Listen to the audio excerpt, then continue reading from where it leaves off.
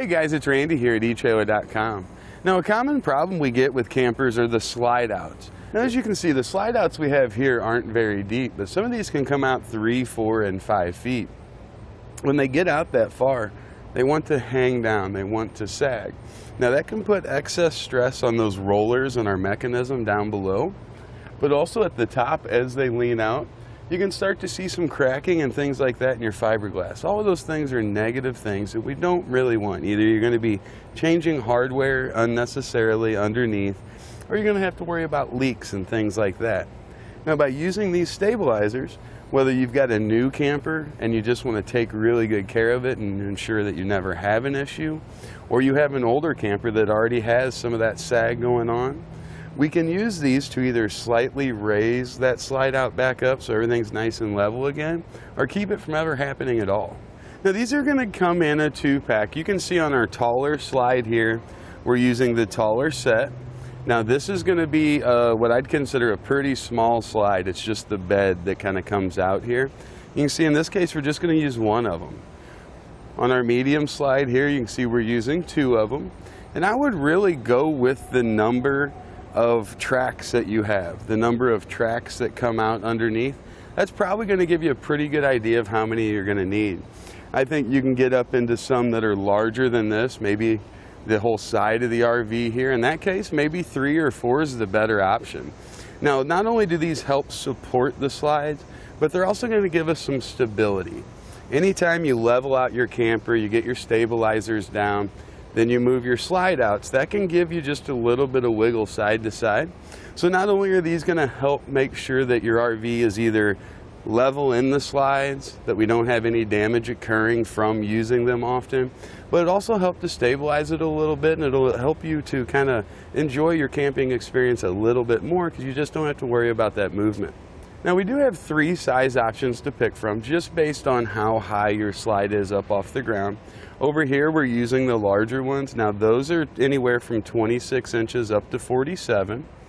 Over here, we've got our mid-range. Those are 21 to 37. And we also have them that'll go 16 inches up to 28 inches. So I would measure from the ground to the bottom of your slide. And whatever that measurement is, try to hit one of those right there in the middle of that range. So if it's a little lower, we've got room. If it's a little bit higher, we've got room. Also, to help ensure that this lasts for a very long time, of course it is going to be under a slide, so the elements aren't going to get to it that much, but we do have a clear zinc finish on the support up here at the top and the screw coming down. We've got our plastic nut here that we turn. That's what expands it, so no corrosion issues there. I really don't even think you're going to have to worry about greasing these, unlike the Lipperts. I think you probably would there. Then we're going to have the black powder coat steel finish here. Nice heavy duty base. It's going to come down to our round pad here on the bottom. Now, this is going to work out really well, I think, in most situations that we're going to be camping in, with the exception of getting out on sand, getting out on some softer dirt. For those situations, I think picking up some of the Ultra-Fab leveling blocks would be a good idea. You can just stack a couple of those up and place it underneath there to help ensure that you're not going to have any sinkage type issues. The stabilizers are going to come as a 2-pack, so just be sure you pick up what you need. And they have a 700-pound per jack capacity. So for each pair that we're using, we're going to get 1,400 pounds of static holding capacity. Now, there are other stabilizers like this available. The Lippert components, Jack in the Box, is another good one. Now, those do have a higher weight rating, so let's take a look at the differences between what we're looking at here and what those are. So overall, you can see very, very similar design. The top portion here that mates up with our camper is going to be a little bit narrower than what we get out of the Ultra-Fab. It's a little bit wider here. The capacity on these for the shorter version is 6,000 pounds. On the larger one, it's 10,000 pounds. Unless, we're not trying to lift up the camper, we're not trying to do anything like that with these, we're just doing stabilization. And I think that's really just overkill. Something else you'll notice here, to get these to extend, we've got this nut. So if we have to go from lower down all the way up, it's going to take you some time to do that. That's why my recommendation, going either with the Jack in the Box from Lippert or the ones from Ultra-Fab, would definitely be the ones from Ultra-Fab. I think 1,400 pounds per set is plenty of capacity for even some of the larger slides out there. And I just really like the ease of use we get with those over these. You hit the button, you extend it up, you rotate it. Overall, it's a much easier and much quicker system to use, so that would definitely be my pick.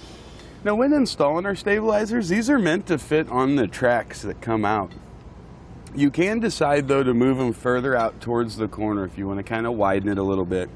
I wouldn't run these right up against the bottom of the slide, though. You'd just be putting a lot of pressure on these 2 points. I think laying a 1x4 or a 2x4 rather in here that's going to come up a little bit higher would be the better way of doing that, kind of spread it out over a greater area. But regardless of where you pick to place it, we'll bring it in and under and push the white button. Again, that's something I really like. I think it makes adjusting these very easy. And then at that point, we're just going to turn that a little bit. Apply the pressure on there. We're going to be nice and stable. Now we're not going to have to worry about all those negative things we talked about earlier.